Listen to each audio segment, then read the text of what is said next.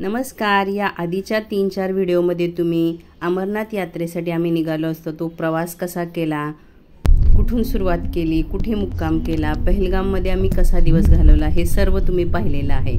आजच्या या व्हिडिओमध्ये खऱ्या अर्थाने अमरनाथ यात्रेला आमची सुरुवात झालेली आहे आणि आम्ही पहलगामवरून चंदनवाडीला आलो आहोत। पहलगाम ते चंदनवाडी 16 किलोमीटर आम्ही बाय रोड आलेलो आहोत। कारने येऊन आम्ही इथे चंदनवाडी चेकपोस्टला आलेलो आहोत।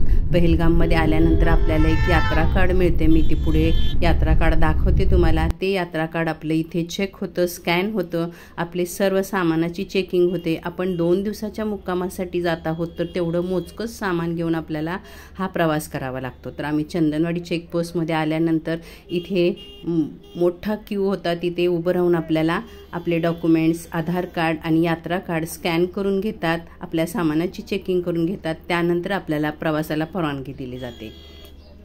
तर इथे आमचा सर्व ग्रुप आलेला आहे। आदल्याच दिवशी आम्ही रिटर्न बालतालला येईपर्यंत घोड्यांचे नियोजन केलेले होते, त्यामुळे घोडे आमच्यासोबत पंचतरणीला मुक्काम करून आम्हाला बाबा अमरनाथ गुफापर्यंत नेऊन पुन्हा बालतालला सोडणार होते। तर हे आहे यात्रा कार्ड। हे यात्रा कार्ड तुम्ही जर पहलगामवरून आला असाल तर पहलगामच्या चेकपोस्टमध्येच हे यात्रा कार्ड तुमचे मेडिकल रिपोर्ट्स, तुमचे जम्मू काश्मीर बँकेचं रजिस्ट्रेशन पाहिलं जातं आणि तेव्हा यात्रा कार्ड दिलं जातं। किंवा तुम्ही श्रीनगरहून आला असाल तर तिकडच्या चेकपोस्टवरून तुम्हाला हे यात्रा कार्ड मिळतं आणि हे यात्रा कार्ड तुमची संपूर्ण यात्रा होईपर्यंत तुम्हाला जवळ ठेवायचं आहे। हे बऱ्याच ठिकाणी चेकपोस्टवर चेक केलं जातं, स्कॅन केलं जातं, तुमचे डिटेल चेक केले जातात। तर इथून सर्वांची पायी चालणाऱ्यांची, घोड्यावरून जाणाऱ्यांची अमरनाथ यात्रा खऱ्या अर्थाने चालू झालेली आहे। आम्ही 5:30ला चेकपोस्टला पोहोचलो होतो। अर्ध्या तासामध्ये आमचं सर्व झालं आणि आता आमचा सर्व ग्रुप निघालेला आहे। खूप उत्सुकता होती सर्वांना, दर्शन कधी होतंय, किती वेळ लागणार आहे याचा काहीही अंदाज नव्हता। आम्ही चंदनवाडी ते शेषनाग जवळजवळ 16 किलोमीटर अंतर आपण घोड्याने जाणार आहोत आणि त्यानंतर पंचतरणीपर्यंत आपल्याला पुन्हा 16 किलोमीटर जायचं आहे। चंदनवाडी ते शेषनाग 14 किलोमीटर आणि शेषनाग ते पंचतरणी 16 किलोमीटर अंतर आहे। तर हे पूर्ण आपल्याला एका दिवसामध्ये आम्ही कंप्लीट केलेलं आहे। बऱ्याच वेळा शेषनागला मुक्काम करतात, ज्यांना त्रास होतो किंवा ज्यांना गरज असते थांबण्याची ते लोक शेषनागला मुक्काम करू शकतात। सुरुवातीपासूनच वातावरण अगदी छान होतं, दुर्गम परिसर, डोंगर, ग्रीनरी, थंड वातावरण, कधी पाऊस येईल असेही वाटत होते। तिकडचे पूर्ण प्रवासामध्ये तुम्हाला अमरनाथला जाईपर्यंत हे वातावरण असंच असतं। आपल्याला ऊन लागत असलं तरी थोड्या वेळातच 5-10 मिनिटावर गेल्यानंतर असं वाटतं की आता पाऊस येतो की काय। आणि पूर्ण रस्त्यामध्ये तुम्हाला सगळीकडे हे लंगर, मोठमोठे भंडारे, तुमचे खाण्यापिण्याची सोय, मेडिकल कॅम्प्स वगैरे असतात आणि अगदी 500 किलोमीटरवर बॉर्डरचे जवान हे तुम्हाला सशस्त्र पहारा देत असतात, तुमच्या संरक्षणासाठी उभे असतात। अगदी 500 किलोमीटरवर ते 24 तास ऊन, वारा, पाऊस कशाचीही तमा न करता ते तुमच्या संरक्षणासाठी उभे असतात। जिथे जिथे आम्हाला ते भेटत होते त्यांना आम्ही नमस्कार करत होतो, अगदी आभार मानत होतो त्यांचे। 2 महिने का होईना पण अगदी 24 तास पहारा देत असतात। ते आपली यात्रा सुलभ, व्यवस्थित व्हावी, कोणताही धोका होऊ नये यासाठी ते सुरक्षेला उभे असतात। तुम्ही आता अमरनाथच्या यात्रेमध्ये पाहाल तुम्हाला प्रत्येक ठिकाणी सशस्त्र जवान असे उभे आहेत ते। तर आपला प्रवास चालू झालेला आहे, तुम्ही बघू शकता। शेषनागच्या अगोदर एक पॉईंट येतो थोडा, जिथे घोडेसुद्धा जाऊ शकत नाहीत, तिथे थोड्याशा पायऱ्या बनवलेल्या आहेत, स्लोप आहे, त्यांनी असा एक पॉईंट बनवलेला आहे, तिथे धबधबासुद्धा आहे। तर थोड्या काळासाठी आपल्याला 15-20 मिनटासाठी थोडीशी चढण आहे असा, ते आपल्याला चढून जावं लागतं। घोडे दुसऱ्या रस्त्याने येऊन पुढे थांबतात आणि मग आपल्याला परत घोड्याने प्रवास करायचा आहे। तर आता आम्ही इथून थोड्या अंतरावर चालत जाणार आहोत। शेषनागच्या अगोदर हा स्टॉप येतो, यानंतर शेषनाग येते।